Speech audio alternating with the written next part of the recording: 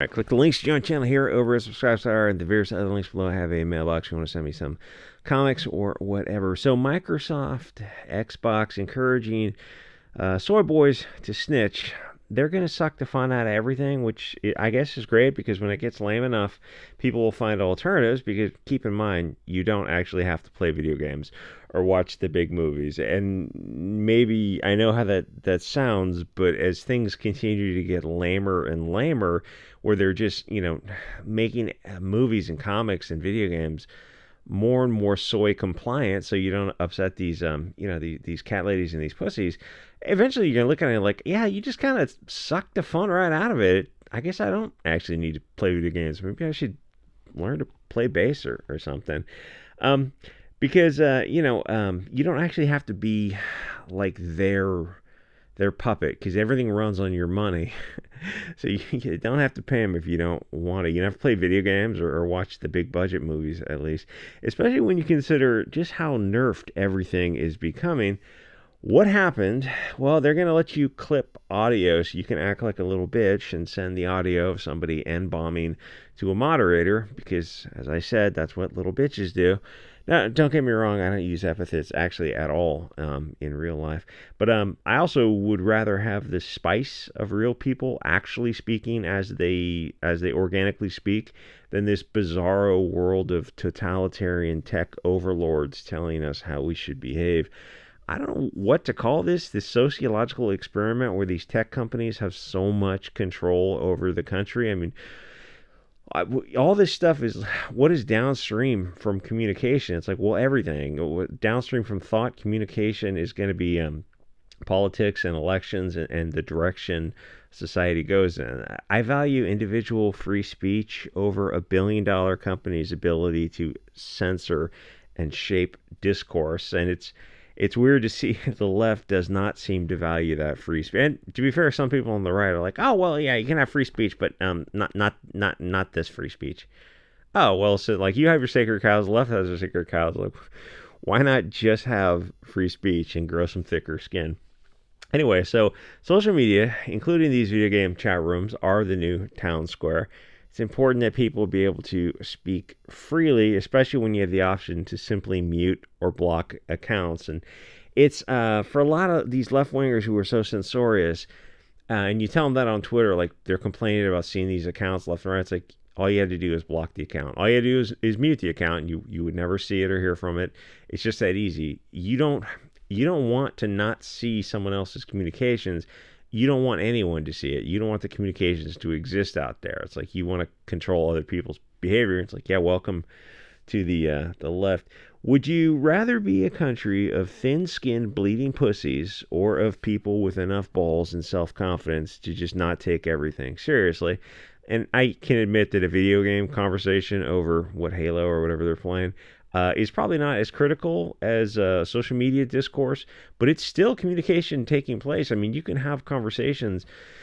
I had a conversation with somebody yesterday. It was like a 10-minute conversation while we were both doing something else.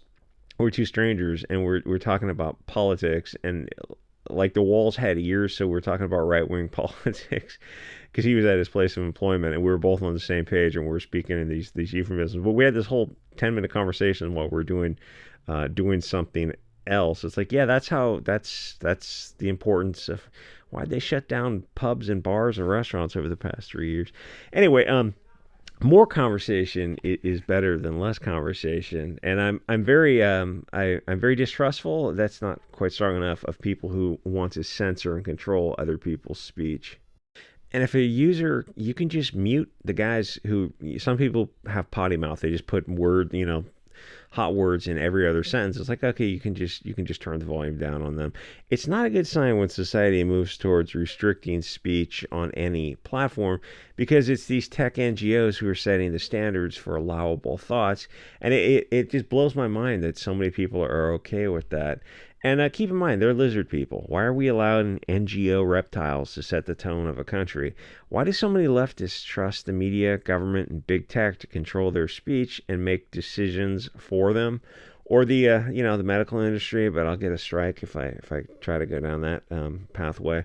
But like I say about that is hashtag pure blood, because I did not trust the media or government or any other industry that's paid for anyway. So it's absolutely better to have offensive speech than a globalist corporation unperson you because you dropped a slur, or your banks ban your account, your credit cards, or if you're, what was it, the Amazon home security system shuts the whole Amazon system down because the delivery guy thought he heard a slur and he tattles on you, and like, oh yeah, there's no due process with it, the tech company that runs your home, because it's not the government. It's like, yeah, but shouldn't the tech company be better than that? It's like, no, they just panicked because that's the cultural Bolshevik times we're in right now, where the tech company doesn't want to get bad bad social media press, so they just take the accusation. It's like, yeah, but it's without due process. I mean, not just constitutionally, but like the concept of due process without facts and evidence,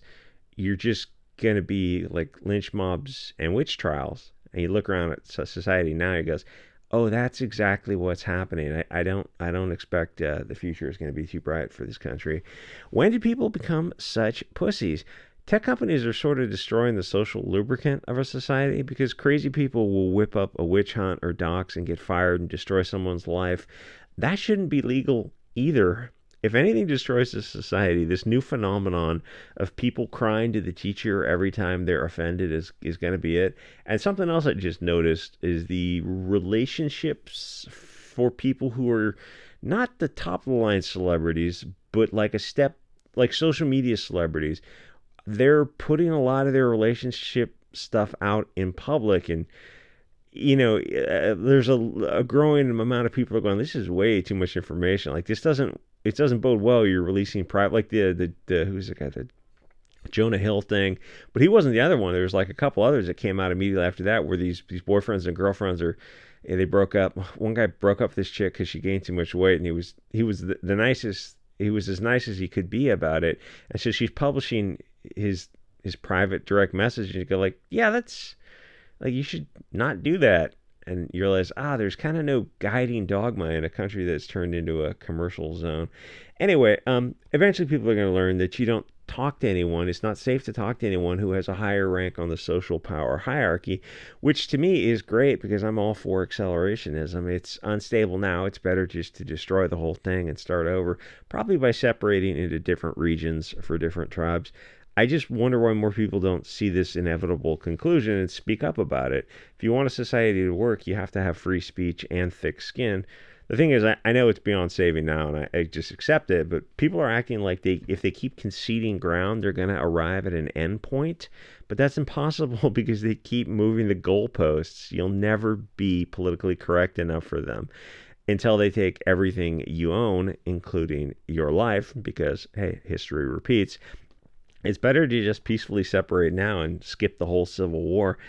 But I'm curious what people think is going to happen if we continue down this path.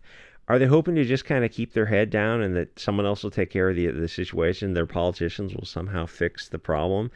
Except, I mean, the politicians have been in power this whole time that got us to this point. So they're not going to do anything that interferes with them stealing taxpayer money. No, the money's not going to Ukraine and other countries. I mean, some of it is, but a lot of it also is either directly or indirectly going into their pockets. It's like, isn't that a breach of their fiduciary duty of due care to represent the taxpayer? It's like, yeah, of course. But I mean, Nancy Pelosi is worth $150 million. She got that by insider trading. And it's like, everyone looks at that and goes, oh, is someone going to do something about that? And you realize there's a pretty respectable percentage of representatives who are also worth a surprising amount of money after they got in office. Like, yeah, maybe we should clean that up, clean up all that kind of stuff. It's like, you got people in office, you'd think they'd police themselves, and yeah, it's like they vote themselves raises every few years and just insane levels of benefits. And it's like, yeah, they're not your representatives. Whether you're on the left or right, they're not representing you. And I always use Nancy Pelosi as an example, but there's no shortage of people like her who came into office with nothing, and every year their personal wealth just blows up. Or Obama was famous for it because he did something where he gave a book publisher, he did something for him. I forget what it was now, but So after he gets out of office, they reward him with like a $50 million book publishing contract. And people are going to buy Obama's book, but not. I don't think they're going to buy it to that level. I mean, once somebody's out of office, it's the energy is kind of out of the person. Anyway, like, comment, subscribe. I'll see you guys. Like, this video game thing is doing a whole lot of heavy lifting.